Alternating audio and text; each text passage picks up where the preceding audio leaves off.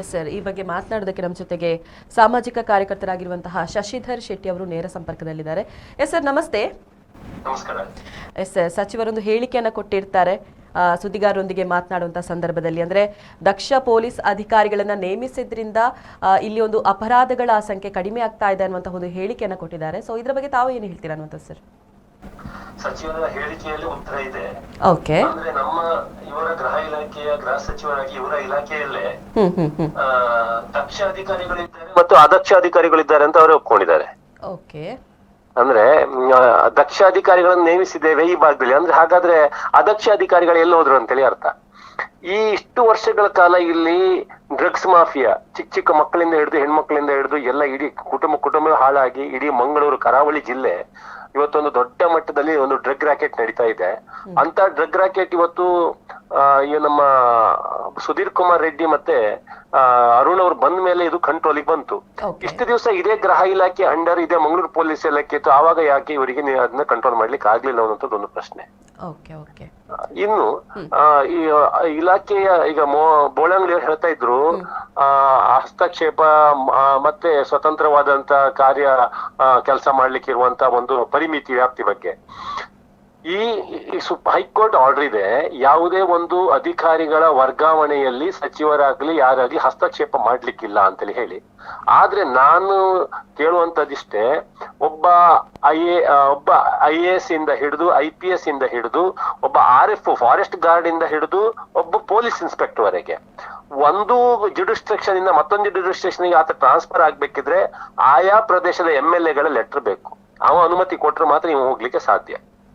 ಇಂಥ ಒಬ್ಬ MLA ಅಥವಾ MP ಅಥವಾ ಮಿನಿಸ್ಟರ್ ಅವ ಲೆಟರ್ ಕೊಟ್ಟು ಅವ ಟ್ರಾನ್ಸ್ಫರ್ ಹಾಕೊಂಡು ಬಂದಂತ ಇವನು ಜುಡಿಸ್ಟ್ರಿಕ್ಷನ್ ಕೆಲಸ ಮಾಡುವಾಗ ಈ ಪೊಲೀಸ್ ಅಧಿಕಾರಿ ಶಾಸನಬದ್ಧವಾಗಿ ಕೆಲಸ ಮಾಡ್ಲಿಕ್ಕೆ ಆಗ್ತದೋ ಅಥವಾ ಈ MLA ಅಥವಾ MP ಗಳು ಮಿನಿಸ್ಟರ್ಗಳಿಗೆ ಹೇಳಿದಾಗಿ ಕೆಲಸ ಮಾಡ್ಲಿಕ್ಕೆ ಆಗ್ತದೋ ಅಂತದ್ದು ಒಂದು ಪ್ರಶ್ನೆ. ಪ್ರತಿಯೊಂದು ವಿಚಾರದಲ್ಲಿ ಜಿಲ್ಲೆಯ ಡ್ರಗ್ ಮಾಫಿಯಾ ಇರ್ಬೋದು, ಮರಳು ಮಾಫಿಯಾ ಇರ್ಬೋದು, ಇಲ್ಲ ಈ ನಮ್ಮ ಇಸ್ಪೀಟ್ ಅಡ್ಡೆಗಳಿರ್ಬೋದು, ಮಸಾಜ್ ಪಾರ್ಲರ್ಗಳಿರ್ಬೋದು, ಇವೆಲ್ಲವೂ ವ್ಯಾಪಕವಾಗಿ ಇಷ್ಟು ವರ್ಷಗಳ ಕಾಲ ಇಲ್ಲಿ ಕೊಲೆ ದರೋಡೆಗಳು ಮತ್ತೆ ಈ ರೀತಿಯ ಉಗ್ರ ಭಾಷಣ ಅಶಾಂತಿ ಬಂದು ಇವೆಲ್ಲ ನಡೀತಾ ಇತ್ತು. ಹಾಗಾದ್ರೆ ಇದನ್ನು ಕೂಡ ನಿಲ್ಲಿಸ್ಲಿಕ್ಕೆ ಸಾಧ್ಯ ಉಂಟು ಅಂತೇಳಿ ಆಯ್ತಲ್ಲ. ಇದನ್ನು ಕೂಡ ಒಳ್ಳೆ ಒಂದು ಶಾಸನಬದ್ಧವಾಗಿ ಕಾರ್ಯ ನಿರ್ವಹಿಸಿದ್ರೆ, ಆ ಕಾರ್ಯಾಂಗದ ಮೇಲೆ ಶಾಸಕಾಂಗ ತನ್ನ ಪ್ರಭಾವವನ್ನ ಬೀರದ ಇದ್ರೆ, ತನ್ನ ಅಧಿಕಾರವನ್ನ ಬಲಪ್ರಯೋಗವನ್ನ ತನ್ನ ಖುಷಿ ಬಂದಾಗೆ ಮಾಡದೇ ಇದ್ರೆ, ಈ ನಮ್ಮ ಕಾರ್ಯಾಂಗ ಯಾವುದೇ ಒಂದು ಗಲಭೆಗೆ ಆಸ್ಪದೆ ಕೊಡದೆ, ಯಾವುದೇ ಕಾನೂನು ಬಾಹಿರ ಚಟುವಟಿಕೆಗಳಿಗೆ ಅವಕಾಶ ಕೊಡದೆ ಪ್ರತಿಯೊಂದು ಜಿಲ್ಲೆಯಲ್ಲೂ ಶಾಂತಿ ಸುವ್ಯವಸ್ಥೆಯನ್ನು ಕಾಪಾಡ್ಲಿಕ್ಕೆ ಅಸಾಧ್ಯ ಉಂಟು ಅಂತೇಳಿ ಆಯ್ತು. ಇದರಲ್ಲಿ ತುಂಬಾ ಸೂಕ್ಷ್ಮತೆ ಏನೂ ಇಲ್ಲ. ಇದೆಲ್ಲ ತೆರೆದ ಪುಸ್ತಕ. ಯಾವುದೇ ಒಂದು ಇಲಾಖೆಯ ಆಂತರಿಕ ಅಥವಾ ಲಾ ಅಂಡ್ ಆರ್ಡರ್ ನ ಕಾರ್ಯಕ್ರಮ ಒಂದು ಕೆಲಸ ಕಾರ್ಯಗಳಲ್ಲಿ ಯಾವುದೇ ಒಂದು ರಾಜಕಾರಣ ಅಥವಾ ರಾಜಕೀಯ ವ್ಯಕ್ತಿಗಳು ಹಸ್ತಕ್ಷೇಪ ಮಾಡ್ಲಿಲ್ಲ ಅಂತಾದ್ರೆ ಶಿಸ್ತುಬದ್ಧವಾಗಿ ಕೆಲಸ ಮಾಡ್ಲಿಕ್ಕೆ ಸಾಧ್ಯ ಇದೆ ಅನ್ನುವಂಥದ್ದು ದಕ್ಷಿಣ ಕನ್ನಡ ಜಿಲ್ಲೆಯ ಕರಾವಳಿಯಲ್ಲಿ.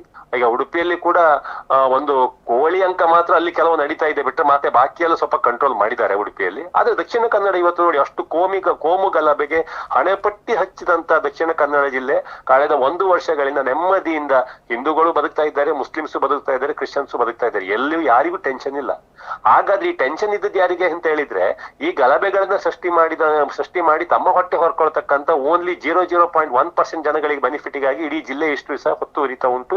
ಜಿಲ್ಲೆಯಲ್ಲಿ ಹೊಸ ಒಂದು ಇಂಡಸ್ಟ್ರಿಗಳಾಗ್ಲಿ IT-BT ಕಂಪನಿಗಳಲ್ಲಿ ಬರ್ತಾ ಇಲ್ಲ. ಜಿಲ್ಲೆ ಕೋಮು ಪೀಡಿತ ಜಿಲ್ಲೆ ಅಂತ ಹೇಳಿ ಹಣಪಟ್ಟಿ ಹಚ್ಕೊಳ್ಳುವಾಗ ಆಯ್ತು. ಅದೇ ನಮ್ಮ ಗೃಹ ಸಚಿವರಿಗೆ ಹೇಳೋದಿಷ್ಟೇ, ಇದು ಈಗ ಒಬ್ಬೊಬ್ಬ ಇತ್ತೀಚೆಗೆ ಬಂದಂತ ಸುದ್ದಿ, ಒಂದು ಗ್ರಾಮೀಣ ಪ್ರದೇಶದ ಒಂದು ಠಾಣೆಗೆ ಒಬ್ಬ SI ಬರ್ಬೇಕಿದ್ರೆ 15 ಲಕ್ಷ ಲಂಚ ಕೊಟ್ಟು ಬರ್ಬೇಕು ಅನ್ನುವಂಥದ್ದು ಇವತ್ತು ತೆರೆದ ಸೀಕ್ರೆಟ್.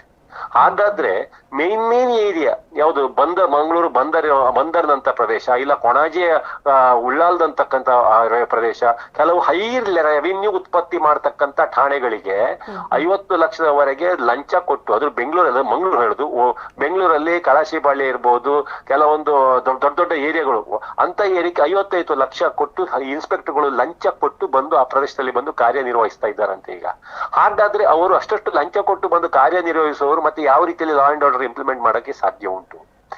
ಇವತ್ತು ದಕ್ಷಿಣ ಕನ್ನಡ ಜಿಲ್ಲೆಯಲ್ಲಿ ಒಂದು ಫುಡ್ ಅಂಡ್ ಸೇಫ್ಟಿ ಡಿಪಾರ್ಟ್ಮೆಂಟ್ ಇಂದ ಹಿಡಿದು ಒಂದು ಇದು ನಮ್ಮ ಫುಡ್ ಲೈಸೆನ್ಸ್ ಕೊಡ್ತಕ್ಕಂತ ಮತ್ತೆ ಟ್ರೇಡ್ ಲೈಸೆನ್ಸ್ ಕೊಡ್ತಕ್ಕಂತ ಪ್ರತಿಯೊಂದು ವಿಭಾಗದಲ್ಲೂ ಕೂಡ ಇವರ ಒಂದು ಟ್ರಾನ್ಸ್ಫರ್ ಅನ್ನ ಕ್ಯಾನ್ಸಲ್ ಮಾಡ್ಲಿಕ್ಕೆ ವರ್ಗಾವಣೆಯನ್ನು ಹಾಕ್ಸ್ಕೊಂಡ್ ಬರ್ಲಿಕ್ಕೆ 20-25 ಲಕ್ಷ ಲಂಚ ಇವತ್ತು ಬೆಂಗಳೂರಲ್ಲಿ ಹೋಗಿ ಕೊಟ್ಟು ಬರ್ತಕ್ಕಂತ ಪರಿಸ್ಥಿತಿ ಇವತ್ತು ಅಡ್ಮಿನಿಸ್ಟ್ರೇಷನ್ ಲೆವೆಲ್ ಬೆಳೆದು ಹೋಗಿದೆ.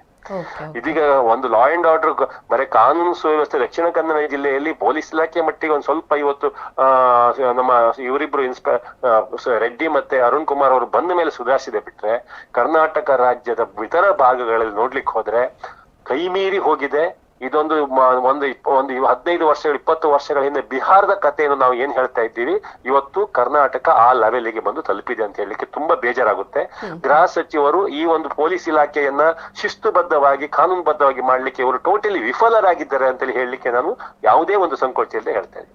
ಅದೇ ರೀತಿ ಡ್ರಗ್ಸ್ ಪ್ರಕರಣ ಉಂಟಲ್ಲ ಸರ್, ಅದರಲ್ಲೂ ಕೂಡ ಪತ್ತೆ ಹಚ್ಚುವಲ್ಲಿ ಪೊಲೀಸರು ಯಶಸ್ವಿಯಾಗಿದ್ದಾರೆ ಅನ್ನುವಂತ ಒಂದು ಹೇಳಿಕೆಯನ್ನು ಕೂಡ ಕೊಟ್ಟಿದ್ದಾರೆ. ಅಂದ್ರೆ ಶಾಲಾ ಕಾಲೇಜುಗಳಲ್ಲಿ ಈ ಬಗ್ಗೆ ಜಾಗೃತಿಯನ್ನು ಮೂಡಿಸ್ತಾರಲ್ವಾ, ಸೊ ಹಾಗಾಗಿ ಇದರಲ್ಲಿ ನೋಡಿ ಒಂದು ವಿಚಾರ ತಿಳ್ಕೊಳ್ಳಿ.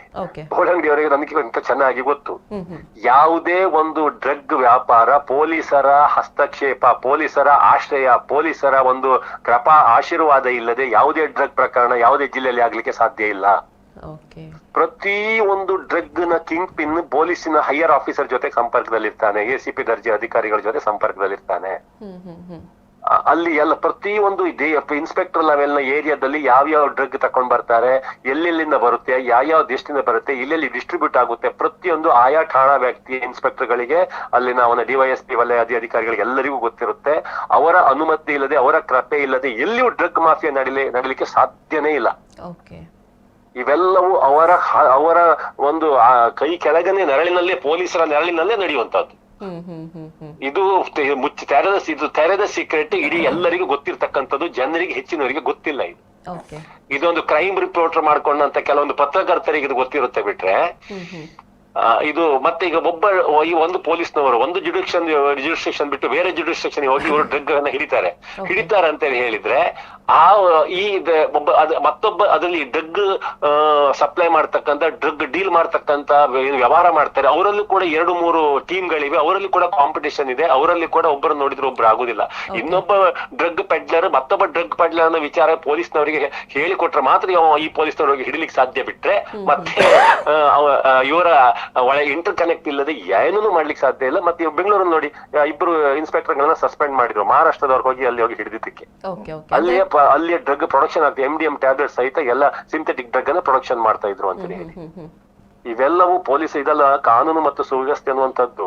ಇದೊಂದು ನಾವು ಇದೊಂದು ಅಧ್ಯಯನ ಮಾಡ್ಕೊಂತ ಅಂದ್ರೆ ಆ ಕ್ರೈಮ್ ಲೆವೆಲ್ ಅಲ್ಲಿ ನಾವು ಹೋಗ್ತಾ ಹೋದ್ರೆ ಅದೊಂದು ಕರಾಳ ಪ್ರಪಂಚ ತೆರೆದಿಡುತ್ತೆ. ಇದರಲ್ಲಿ ಸಮಾಜದಲ್ಲಿ ಗಣ್ಯ ವ್ಯಕ್ತಿಗಳು ಅಂದ್ರೆ ಗಣ್ಯ ವ್ಯಕ್ತಿಗಳಂತ ಮುಖವಾಡ ಹಾಕಿಕೊಂಡಂತ ವ್ಯಕ್ತಿಗಳು ಕೂಡ ಇದರಲ್ಲಿ ಹಸ್ತಕ್ಷೇಪ ಇದ್ಬಿಡುತ್ತೆ ಈ ಡ್ರಗ್ ವ್ಯವಹಾರದಲ್ಲಿ. ಓಕೆ, ಅಂದ್ರೆ ನಿಮ್ಮ ಪ್ರಕಾರ ಡ್ರಗ್ಸ್ ಪ್ರಕರಣಗಳನ್ನ ಪತ್ತೆ ಹಚ್ಚುವಲ್ಲಿ ಪೊಲೀಸರು ಯಶಸ್ವಿಯಾಗಿದ್ದು ಇದೇ ಒಂದು ಕಾರಣಕ್ಕಾಗಿ ಅನ್ನುವಂಥದ್ದು? ಇಲ್ಲಿ ಯಶಸ್ವಿ ಆಗಿದ್ದಲ್ಲ, ಇದು ಕಂಟ್ರೋಲ್ ಯಶಸ್ವಿ. ಡ್ರಗ್ ಪ್ರಕರಣಗಳನ್ನು ಪತ್ತೆ ಹಚ್ಚಲಿಕ್ಕೆ ಯಶಸ್ವಿ ಅಲ್ಲ. ಪೊಲೀಸ್ ಇಲಾಖೆಯ ಮುಖ್ಯಸ್ಥರು ಸರಿಯಾದ ಒಳ್ಳೆಯ ಮುಖ್ಯಸ್ಥರು ಬಂದಿದ್ದರಿಂದ ಅವರು ಕಂಟ್ರೋಲ್ ಮಾಡಿದ್ರು ಅಷ್ಟೇ. ಇವತ್ತು ದಕ್ಷಿಣ ಕನ್ನಡ ಜಿಲ್ಲೆಯಲ್ಲಿ ಡ್ರಗ್ ಕಂಟ್ರೋಲ್ ಹೇಗೆ ಆಯ್ತು ಹೇಳಿದ್ರೆ, ಇವತ್ತು ಸುಧೀರ್ ಕುಮಾರ್ ರೆಡ್ಡಿ ಮತ್ತೆ ಅರುಣ್ ಕುಮಾರ್ ಅವರ ಒಂದು ಸ್ಟ್ರಿಕ್ಟ್ ನಿರ್ದೇಶನದಿಂದಾಗಿ ಎಲ್ಲಾದ್ರೂ ಬಂದ್ರೆ ಅವನನ್ನ ಮನೆ ಕಳಿಸೋದು, ಯಾವ್ದು ಇನ್ಸ್ಪೆಕ್ಟರ್ ಸಸ್ಪೆಂಡ್ ಮಾಡಿ ಮನೆ ಕಳಿಸ್ತಕ್ಕಂಥ ವಾರ್ನಿಂಗ್ ಇಂದಾಗಿ ಇವತ್ತು ಕಂಟ್ರೋಲ್ ಬಂದಿದೆ ಬಿಟ್ರೆ ಮತ್ತೆ ಬೇರೆ ಅಂತ ಅಲ್ಲ. ಇವರ ಪರಿಶ್ರಮ, ಇದೆಲ್ಲ ಕ್ರೆಡಿಟ್ ಇವತ್ತು ದಕ್ಷಿಣ ಕನ್ನಡ ಜಿಲ್ಲೆಯ ಡ್ರಗ್ ಕಂಟ್ರೋಲ್ ಆಗಿರುವಂತಹದ್ದು ಗೃಹ ಸಚಿವರೊಂದು ಆಗಿ ಅಲ್ಲ, ಯಾರೊಂದು ಅಲ್ಲ, ಕೇವಲ ಇಬ್ರು, ಒಂದು SP ಮತ್ತೊಂದು ಕಮಿಷನರ್ ಅವರ ಒಂದು ಕರ್ತವ್ಯ ನಿಷ್ಠೆಯಿಂದಾಗಿ ಆಗಿದೆ ಬಿಟ್ರೆ ಮತ್ತೆ ಏನೂ ಅಲ್ಲ. ನಾಳೆ ಇವರಿಬ್ರು ಇಲ್ಲಿಂದ ಟ್ರಾನ್ಸ್ಫರ್ ಆಗಿ ಮಂಗಳೂರಿಂದ ವೆರಿ ನೆಕ್ಸ್ಟ್ ಡೇ ನೋಡಿ ಇಲ್ಲಿ ಡ್ರಗ್ ಮಾಫಿಯಾ ತಲೆ ಎತ್ತುತ್ತೆ, ಹೊಯ್ಗೆ ಮಾಫಿಯಾ ತಲೆ ಆಗುತ್ತೆ, ಇಸ್ಪಿಟ್ ಮಾಫಿಯಾ ತಲೆ ಎತ್ತುತ್ತೆ, ಮಸಾಜ್ ಪಾರ್ಲರ್ಗಳು ಮತ್ತೆ ಪುನಃ ಬರುತ್ತೆ.